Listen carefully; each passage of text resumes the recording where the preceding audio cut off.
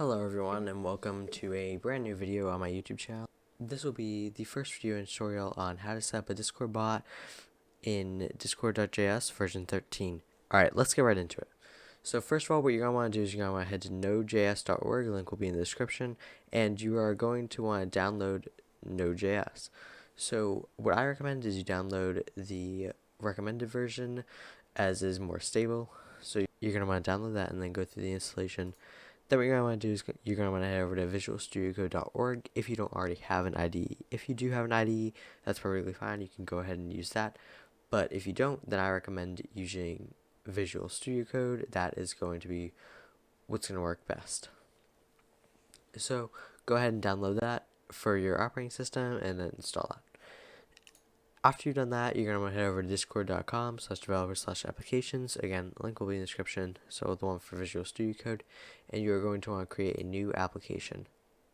Once you create a new application, you're going to give it a name right here, and then you want to click Create. Once you click Create, I've already done so, you will be brought to this page. What you're going to want to do is you're going to want to head over to Bot, and then here's some settings you need to check. So Public Bot, you can read this, it doesn't matter, you can do this if you want or not. I'm going to have this off. And then scrolling down, we do not want this on for now, but we do want these three settings on: presence intent, server members intent, and message content intent. Now, these are all important, so please make sure you do have these on. Once you've done that, press Save Changes, and then head over to OAuth 2, and then URL Generator. Here, what we're going to want to do is we're going to want to check bot and applications.commands, and then go over and select your permissions. For me, I'm going to do administrator. I recommend you do the same, and then click Copy. From here, what you're going to want to do is you're going to want to go into your browser, make a new tab, and paste this in here. And then from here, you're going to add it to your testing server. I'm just going to add to my testing server right here. Press Continue and Authorize. You may have to do some verification, and that's it. Alright, so once you're in your Discord server, make sure you have your own testing server. You don't want to do some public server yet because you want to make sure everything's alright. Now what you're going to want to do is you're going to want to open a new Visual Studio Code window, and you're going to want to open a folder and open the folder that you'll be using for your bot. Perfect. So once you've done that, you're going to want to head over to the terminal. You can do it by pressing terminal and new terminal. From there, what we're going to want to do is we're going to run two commands. One is npm init-y, and what this will do is this will set up npm for you, and there you go, make this file. After that, we're going to do npm i discord.js. This will install the latest version of Discord for you, which is exactly what we want. And perfect. Now we're done with that. We can go ahead and make our new file. For this, we will be calling it index.js.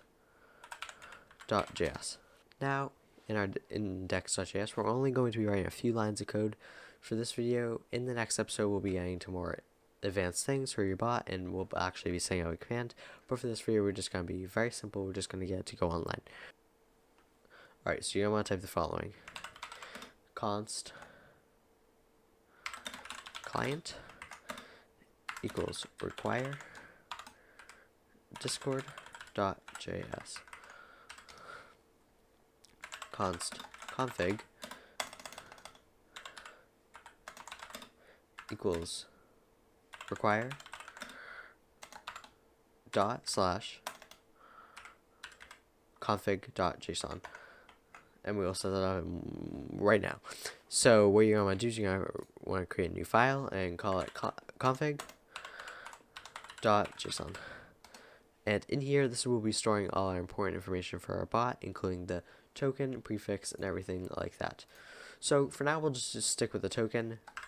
What we're going to do is you're going to want to open brackets, and then in here, you're going to want to define your token just like this, and then in here, you will put your token. Now, how to find your token? Go ahead over back to your bot application, and then you're going to want to head back to bot, and you're going to want to click reset token. And then once you've done that, you're going to want to copy your token. Make sure you secure your token and you do not share this with anyone. I will be resetting this after the video so nobody's able to use it. Make sure you do not share your token with anyone. Alright, so then what you're going to want to do is you're going to want to place your token right in here, just like this, and that's perfect. Back to our index.js, we are going to keep coding. So const client equals new client, and then we are going to define our intents. So for our purposes, we are going to use all intents to make it makes it a lot easier, so we're going to keep experimenting with things. When you're actually making a bot though, you are going to want to only use the intents that your bot actually needs. That way your bot's able to run faster and smoother. So for that, you can just simply look up an intents calculator. Alright, so now we're going to do client dot on ready. And in here, we are going to simply console.log logged in as client.user.tag. Now we are going to do client.login config.token. It is important that this right here is the exact same thing as this right here. So for me it isn't. That was just done for testing purposes. So it needs to be the exact same. As you can see, it is the exact same. So now what we will do is we will run the command node space dot. This will run our main file, and as you can see, it logged in as the bot here. And if we go to Discord, we can see it is actually online. Next video, we will be going over how to actually set up commands and get stuff like that going. Thank you guys for watching, and have a great day.